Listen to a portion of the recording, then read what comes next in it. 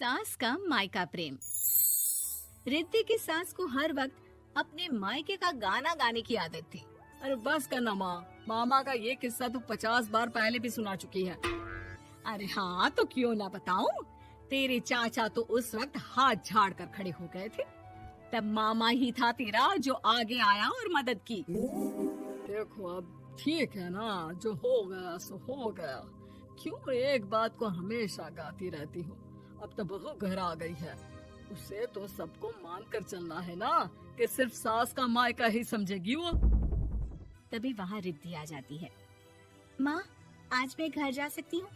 माँ को मेरी बहुत याद आ रही है। शादी के बाद एक बार भी नहीं गई। हाँ तो कौन जाता है। अरे मेरी शादी के बाद जब मैं विदाई होकर आई, इतना बड़ा ससुराल मेरा, खाने वाले 10 लोग और बनाने वाली मैं सिर्फ एक। ऐसा लग रहा था जैसे सिर्फ खाना बनाने के लिए ही ब्याह किया है। वो तो मेरा भाई था, गांव से एक काम करने वाली चाची को भेज दिया जो मेरा हाथ पटाती थी, और उसको पैसा, खाना, कपड़ा, रहने के लिए कमरा, वो सब किससे दिया था? तुम्हारे भाई ने। ये मामला रोज का था। ससुर भी जब गुस्सा होते तो वो सारी बात कह देते जो उनके मन में इतने समय से चल रही थी। मेरा भाई, भाभी, भतीजा, भतीजी सब छुड़वा दिया। मैंने जीवन भर सिर्फ तुम्हारे परिवार वालों से निभाया, लेकिन अब भी चैन नहीं है तुमको। बहू के सामने सास को लगा कि उसकी बेइज्जती हो रही है।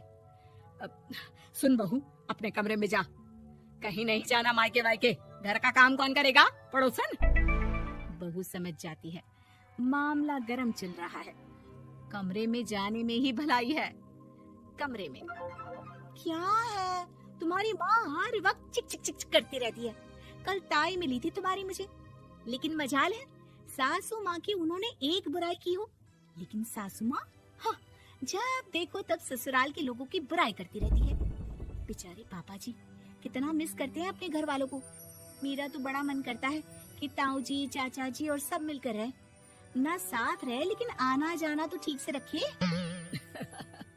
हिंदुस्तान और पाकिस्तान एक हो सकता है, लेकिन चाचा और ताऊ के परिवार के साथ हम लोगों का मिलन ना जी ना, कभी नहीं हो सकता। ये बात है। देखिए मेरे साथ ना ज्यादा चैलेंज मत करिएगा। ऐसा कोई काम नहीं है जो मैं नहीं कर सकती।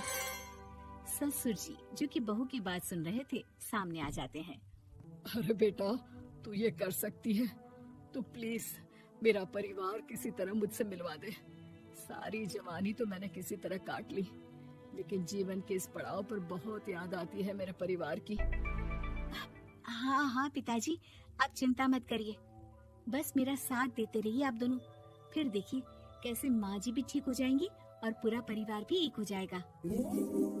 थोड़ी देर बाद बहू सामान लेकर घर से निकल रही होती है कि मना किया था ना तुझे मायके जाने के लिए, फिर क्यों जा रही है? बहू कुछ कहती इससे पहले ही बेटा बोलने लगता है। क्या है माँ, वो घर जा रही है। वैसे भी उसके माता पिता ने मुझे 10 लाख दिए तब जाकर मेरा काम शुरू हो पाया, वरना तूने मेरे लिए किया क्या है? अरे वाह बेटा, बचपन से पढ़ाया लिखाया, तेरे दुख दर्द में जगी, और आज वो लोग तुझे सही लग रहे हैं। और फिर ससुराल में लड़की खुश रहे, ये तो मायके वालों की जीवन भर की जिम्मेदारी रहती है। तो ये तुमको भी तो सोचना था ना। ताऊ जी ने पापा को पढ़ाया लिखाया, जब तुम नहीं आई थी तो पापा के लिए ताई जी ने पापा की माँ की तरह देखभाल की। अब बोलिए। अरे तू कुछ नहीं जानता बेटा, तेरे पापा को सब पता है, तभी वो उन लोगों से वास्ता नहीं रखते। मैं उन लोगों को जानता हूँ, लेकिन मैं तुम्हें नहीं जानता कि तुम्हारे मन के लायक काम नहीं हुआ तो तुम घर की शांति बर्बाद कर दोगी। सास जोर जोर से चिल्लाने लगती है। तभी वहाँ सास का भाई आ जाता है। अरे क्यों आप लोग मेरी बहन को परेशान करते रहते हैं? पहले ये जीजा कम थे, जब बहू भी आ गई। बहन, मैंने तो 30 साल पहले ही बोला था, अपना हिस्सा ले और छोड़ इन लोगों को, चल अपने साथ। बहू समझ जाती है कि मामा ससुर की नजर किस पर है। देखा, तुम लोग मुझे अकेला मत समझना, मेरा भाई खड़ा है आज भी मेरे लिए। बहू मायके जाती है और आते वक्त साथ में एक नौकरानी ले आती है। अरे बहू, कुछ खाने को दे दे। अरे आंटी, क्यों भाभी को परेशान करती रहती हो? उनके भाई ने मुझे जिम्मेदारी दी है। किसी भी चीज की परेशानी नहीं होनी चाहिए भाभी को। जो चाहिए मुझे बोलने का। आय हाय, बहू के मायके वालों का इतना दखल। ये मेरा घर है, कोई कल का आए इसे पूरा कैप्चर कर ले, ये बर्दाश्त नहीं होगा मुझसे। क्या हो गया सासू माँ? क्यों सुबह सुबह चिल्ला रही हैं? चमेली, ओ चमेली, क्या कहा था मेरे भाई ने तुझे? अरे दीदी बहुत तेज है आपकी सासू माँ। मैंने तो बोला कुछ चाहिए तो मांग लो मुझसे। अरे निकल यहाँ से, घर को रेलवे स्टेशन बना रखा है, जो देखो वो घुमा जा रहा है यहाँ से वहाँ। ये कहीं नहीं जाएगी। ये जाएगी तो घर का काम कौन करेगा? मैं। हाँ, और क्या करती है बहुएं? घर का काम ही तो करती है, इसमें नया क्या है? तभी वहाँ ससुर जी आ जाते हैं। हाँ, तो यही बात तो तुम्हें भी समझनी चाहिए थी ना।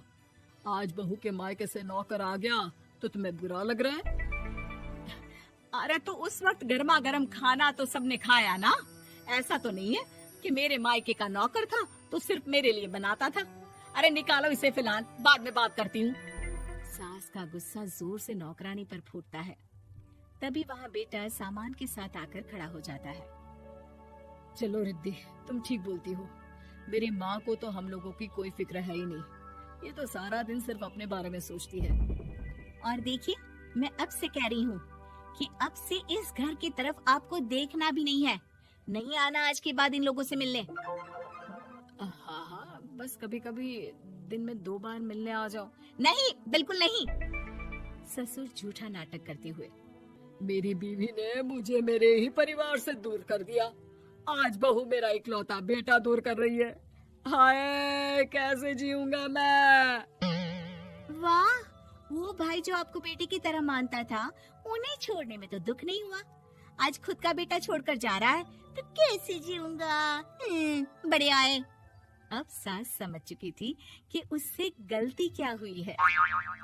मुझे माफ कर दे बहू, अब मेरी समझ में आ गया कि अपनों से दूर कर बीवियां पति का भला नहीं बल्कि उन्हें जीवन में अकेला कर रही है। मुझे माफ कर दे, मैं अब सबसे माफी मांग लूंगी। ससुर जी दूर से बहू को थम्स अप दिखाते हैं।